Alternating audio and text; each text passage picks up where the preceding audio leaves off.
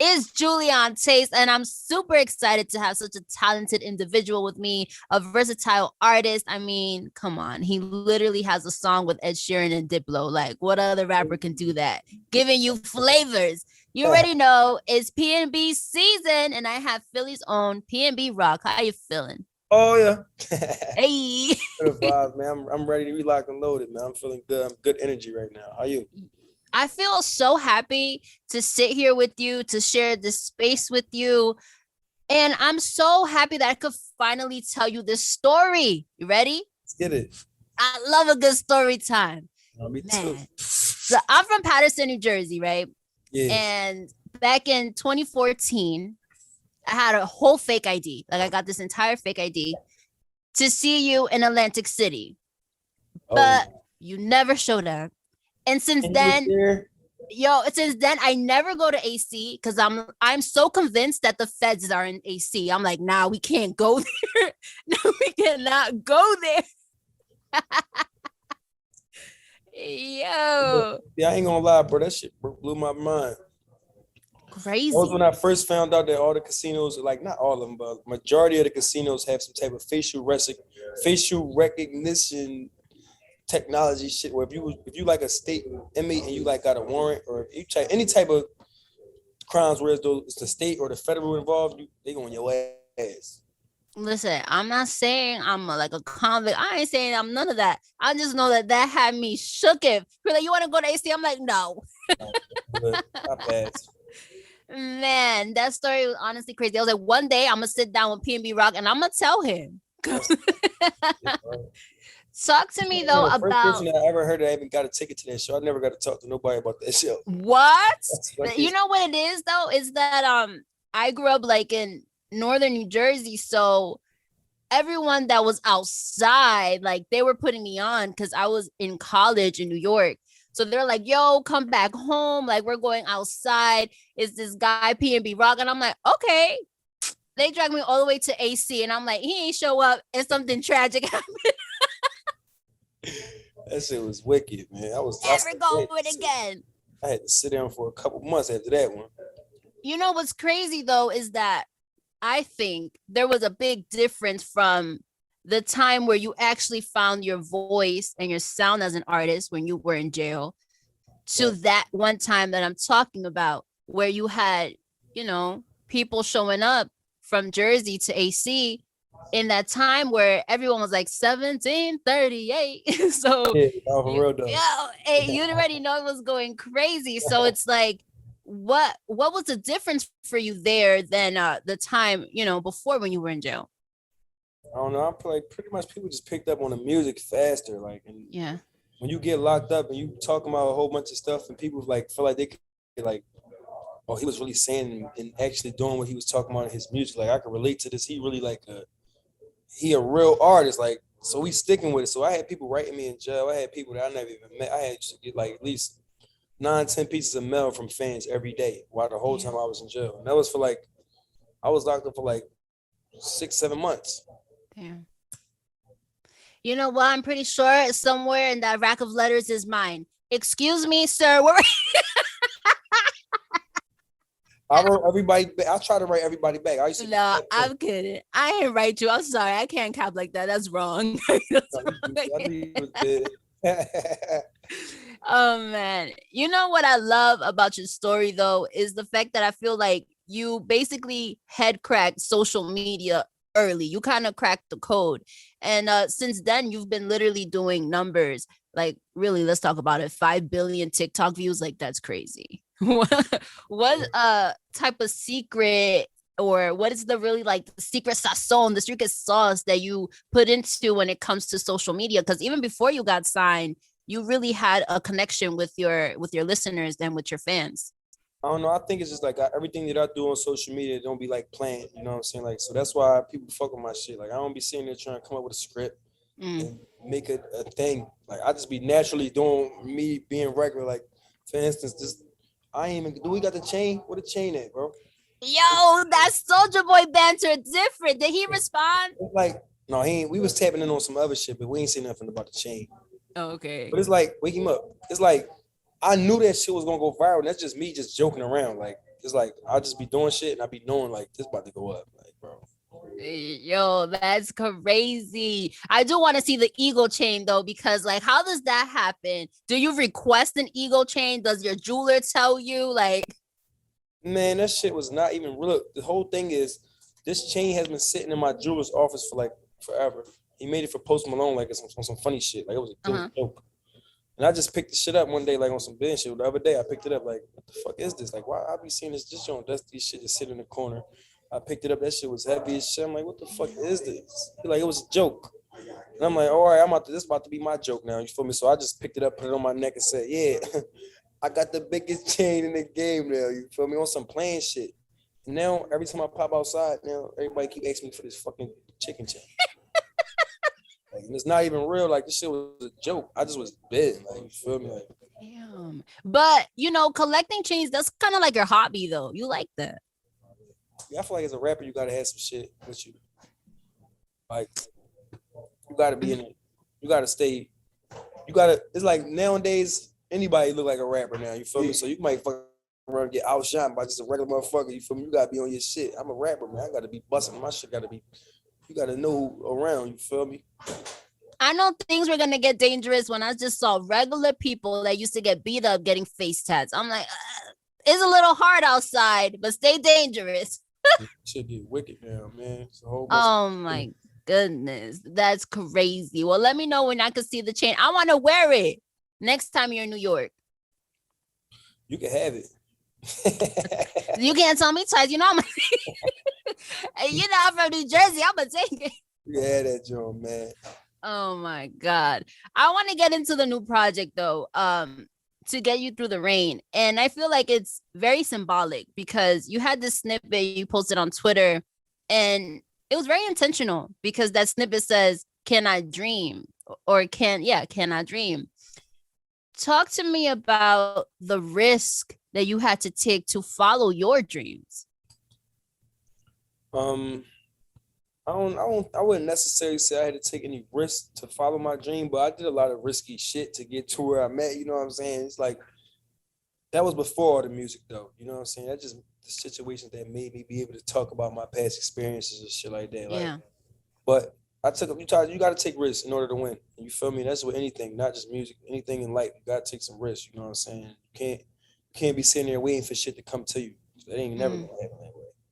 That's just what I did. I just figured it out. Like, I was locked up for that one last time where I had 33 months in me. I'm like, I'm just sitting here for 33 months. I gotta figure this shit out. Like, this was one of those times where it was just like, you get sick of the same thing, revolving door, keep going in and out of jail, keep fucking with the same people, keep doing the same shit. And I just was like, man, I'm gonna turn over. I'm gonna do something different. And I started fucking with the music, and that shit just took off. That's crazy to me because I remember listening to you talk one day and you said basically like, no one would even put money in your commissary or like check up on you or anything like that. And then you came out and you flipped your life around. Do those people still hit you up? Fuck yeah, you know, I ain't one of them niggas though. At first I used to take it to and try to throw it in their face and flex on niggas and shit like, nah, nigga, you was one of the people that I wrote a 2-page letter to and told you what I was about to do and all the steps that I was trying to take, and I needed your help to do the shit. You ain't write me back. You ain't send me not a cent. When I came home and actually was putting forth the effort to do the shit, you ain't even believe in the shit until it was already over and it was in your face like this. But I used to be on some petty shit, but I don't be on that shit no more. I help everybody that need help if I can help them. You feel me? Like, on some type of shit like that. That's beautiful. You better than me. Just saying. I love the TikTok video that you had. And I knew you were a little bad growing up, but let me find out that you actually sing choir. Like, where you guys had like all the robes and you're like, oh, you finally catch the Holy Spirit. That shit was just some bullshit. I just literally thought of that shit in 5 seconds. Like, yo, we about to make this shit go up. Let me make a little quick TikTok video for the song. You know, let's do some choir shit. There's a choir in it. Easy jump. Let's put these sheets on real quick. You ever sang in the choir? No, I'm Muslim, so you know my family. We don't even participate in churches or nothing like that. But right, you used to get beat for standing up for the Pledge of Allegiance. Hell yeah! Well, I would definitely like be sneaking and doing little shit in school, like singing like when my school would get together and sing like a song like what the fuck was it? It was like a I believe the children of the future. It was like a little choir singing that shit. I used to be in the mix singing right with them. You hear me? That was my vibe. Mm. Was it worth the beating though? Was it worth it? I would say so. Shit, fuck it. Thank that Lord. I can see that. I want to break down the vibe of the EP because there's clearly a storyline there, like down to the digital graphics. It's like city lights, the car cruising, the neon letters. Talk to me about the fact that why you chose to start the project with Eyes Open featuring Little Baby and Young Thug. Pretty much the EP is like a preview to the album. Like everybody Mm, been begging me to drop this album, to be honest, because I've been working on this shit, previewing snippets and shit and letting people know like what's to come, what's to come. mm-hmm. And people been begging me for this shit for over 2.5 years. You feel me? And it's like Yeah. it's time for me. I feel like it's time. You know, I've been going back and forth with the label, and they like it's the end of the year. It's not a good time to drop. Whoop de whoop. Nobody gonna be there to like really press it. Everybody gonna be on some holiday shit with their family. I'm like, all right, listen, I know that. I know this. We go through this every year, Mm-hmm. but I don't give a fuck this time around. I'm ready to drop. You feel me? It's my glow day. I'm ready to just give it to them. So I curated a little playlist out of the. I picked like my top 10 songs off of the tape, and I was like, Okay. these the flamers. I ain't gonna give y'all all of the flamers, but I'm gonna pick like 6 out of these flamers, Mm-hmm. and we're gonna curate a playlist. So that's why when you listen to the EP, you're gonna like when you typically listen to an EP, it's like, all right, there's some shit, like some throwaway shit, some play around shit. But you're going to this EP and the first song gonna be like, damn, like this shit is a serious, like some album shit. Because Mm-hmm. pretty literally that's what it is. It's a preview to the album. You feel me? And you're gonna get that. You're gonna get the seriousness of the first song. That shit gonna take you by a storm. It's gonna be like, damn, this some serious shit, some heartfelt shit. I felt shit with my heart. You feel me? And I'm gonna be fucking around and crying listening to this song. The second song is like I always set my shit up like this. Every album you can listen to any one of my tapes. I always got the second song is like a vibe for the vibes. You feel me? Because that's my fan base. Like majority of the people that listen to my shit is a female or a little girl. You feel me? So Mm-hmm. I come vibes. The third song, you know what I'm saying, is some shit like what's the third song? Zaza, that's like a trenches song for the people, like everybody in the city. I'm from Philly, you know, it's hard going up in Philly right now. Yeah. Not even just Philly, it's a whole bunch of cities that's going through crazy shit. And I just was talking Mm-hmm. to the kids and talking to the struggle and talking to the youth in that Mm-hmm. song. Then we got High, which is the single that's blowing up right now, TikTok viral. You know what I'm saying? Yes. That's definitely part of the playlist. And then boom, I got some relationship shit because you know everybody got relationship shit. Everybody go through the ups and downs in relationship, especially like if you thugged it out during COVID, you know that shit was like rough times for the relationships. Like you got to be stuck with the individual for these long amount of times, and that shit got tricky. You hear me? So I got that, and then the last song I ended it off with like just like a remembrance song for all the people that we lost, type shit. Right. You did end the project with Lost You to the Game. And it's kind of sad, you know, and I wanted to understand or feel what type of emotions you have to really tap into to release a song like that. Like, what's the vibe in the studio when you record songs like that?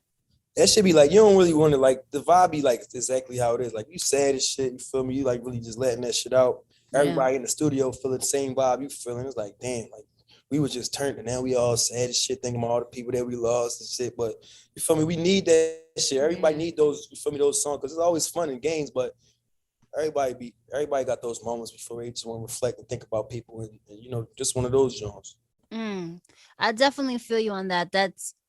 I feel like you ended the EP on a sad note, but the middle is like a sandwich. The middle goes crazy, and that track that's definitely going crazy high with DJ Luke Nasty, which is sampled from Might Be by DJ Luke Nasty, which is honestly pretty timeless. It's like already an amazing song. So now there's another timeless piece. How was that conversation when you was like It's chit crazy. chatting with him? I ain't even gonna lie, man. That shit like kind of different. This is like a social media play right here. Like at the end of the day, when the song originally came out, it Mm-hmm. was it was it was Anderson .Paak's song. It was called Might Be. And that was like Okay. 2013. 2015, Luke Nasty remade the song and it came out and that shit was viral. It was #1 urban radio. You know what I'm saying? At this time, around this time, I was doing a whole bunch of freestyles on people beats and shit. And like my label was like my A&R Orlando, shout out to Oski. He was asking me like, bro, can you do this one? Like this the one that everybody fucking with. Like you need to hurry up and give me this. You give me a swag on this. When Mm-hmm. I listened to it, I was like, man, this ain't really my vibe. Like I had to like really dig into my brain to do this shit because I really wasn't feeling it, but I did it just because I always do shit anytime somebody asks me to do. I don't want to feel like I can't step up to the plate and carry it. You feel me? So I stepped up and I did what I did, and that shit went up. And that was in 2015. Like they took it and they ran with it. The shit was up. It was so crazy that they took it off my SoundCloud and asked me like, can we clear this and put this on Apple Music and all that? I'm like, hell yeah, we gave them the blessings and they put it up. That's in 2015, you feel me? So fast forward 6 years later, 2021, we hear again the kids going crazy on TikTok with this shit, like viral. I'm like, damn, this shit going up again. What the fuck? So my label, you know, they like, we got to capitalize on this. We need to put it out again. I'm like, put it out again. This shit is already out. It's out on everywhere. You can listen to this shit right now on Apple Music. But they like, but we still want to capture this moment. So I'm like, the only way I'm gonna do this shit, like, and make it realistic is like, I gotta remake it again. I gotta give it the new sauce. So I remade the beat. I put my first verse back on there, and for the second verse, I just give you the new sauce, new swag to back out with 21 vibes.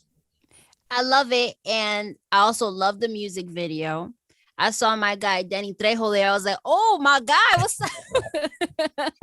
Oh, it's one of the goats. You know, had to. Yes. I like doing shit like that because it's like you get to see people that you was like a childhood favorite, and it's just like, yes, damn, you know what I'm saying? Like PnB Rock got to tap in with bro. That's love. Okay, I was like, okay, PnB Rock. I wasn't expecting that. Random, but I loved it. It was iconic. But there's this part in the song you say, "My baby, she exotic, but together we're so toxic." We're talking about the pandemic and relationships. I feel like everybody's toxic, but first of all, are you toxic? Yeah, I'm toxic, but I'm trying to get out of that shit though. You trying to get out, yeah. What else was you trying to get out? Yeah. Oh my God. What are some signs of a toxic relationship? Some signs.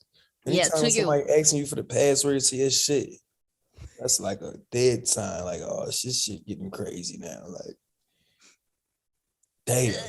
Don't say that. What did I get myself into? But if you don't have anything to hide, then that's the key thing. Why you all asking for my shit? You must think I got something to hide, or you got something to hide. Ooh, I never thought of it like that. You got me thinking now. Now I'm analyzing. My brain. Am I a red flag? Am I a red flag? Cracking the fuck up.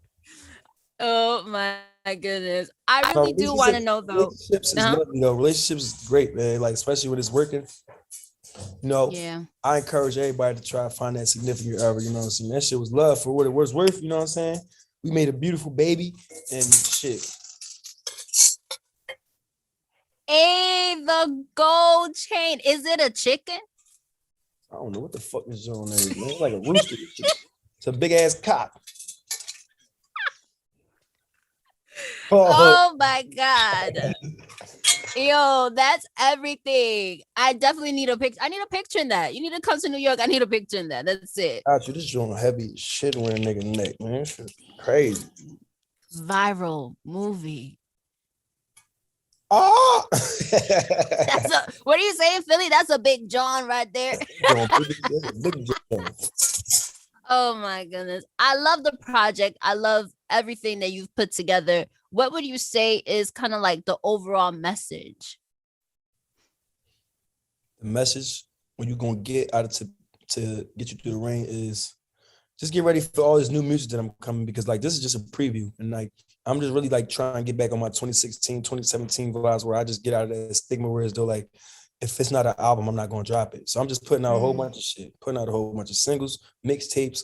I got shit lined up ready for y'all. So just get ready. This is a preview. That's basically what it is. I'm previewing, and the more y'all run this shit up is let me know y'all ready for new music. But I feel like there's something really different about you right now. I think we've experienced PnB Rock that goes into girls' Instagram lives that say, hey, what's up?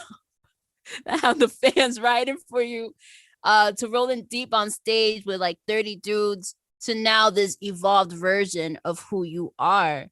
What happened in that time, or what do you learn about yourself in that time period? I don't know. I just grew. You feel me? You know, everybody get time to change and mature. Yeah. Shit like that. You know, especially probably having kids help that shit too. You feel me? Just like you stop doing a certain amount of things. Like you start looking at things and thinking about it before you act. Like I'm like an impulsive person, and me having the daughters, it'd be like, damn, I know eventually they're gonna grow up, man. These videos gonna last forever. You heard me? Like, this shit gonna be on the internet forever. You know, that's what keeps me from acting up. I'm like, if I have a kid on the internet forever, Yulissa, relax. Just relax. Relax. Take a break. Oh my goodness. What does your success, your music, and your accomplishments represent to you? What does it mean to you? My success to me is like just, I pretty much put it like this. I'm proof in the pudding that you could be somebody that's like, nobody would ever think that I would be in the situations that I'm in right now, especially coming up from Philly, being homeless. I'm coming from being homeless. I'm coming from living in shelters. I'm coming from not having shit. I'm coming from like just being a juvenile adolescent that just didn't have no guidance and just living my own life and getting in and out of trouble and not graduating high school and just being like the outcast, you feel me? And I'm just proving the pudding that you could turn your shit around 360 and actually be like a legit person that's really making money and actually changing people's lives out here, you feel me? And not, you don't have to be stuck in the stigma and thinking like, damn, I'm always gonna be like this. Like, I'm always gonna be like just in a dark space. You can get out of that shit, you feel me? Because I'm proving the pudding. That's my success to me, you feel me? Like, I'm just showing y'all that you can do this shit. I felt that. Thank you so much, PnB Rock. You're truly a gem, from getting music classes in the yard to this evolved person that's sitting in front of me. Thank you for your love, your energy, your transparency. Where can people keep up with you, your tour, everything you have going on? I'm pretty much everywhere self-explanatory, but you can find me on any social media platform. PnB Rock, no underscores. Official PnBRock.com for any tours, any merch, shit like that. Oh man, thank you. It's been definitely a vibe. Appreciate y'all, man. Love, man. I'm about to go turn up. I'm about to take a couple shots in a few hours. It's uppy. Happy birthday. 30, what is it? 30, 30? 30, Dirty 30.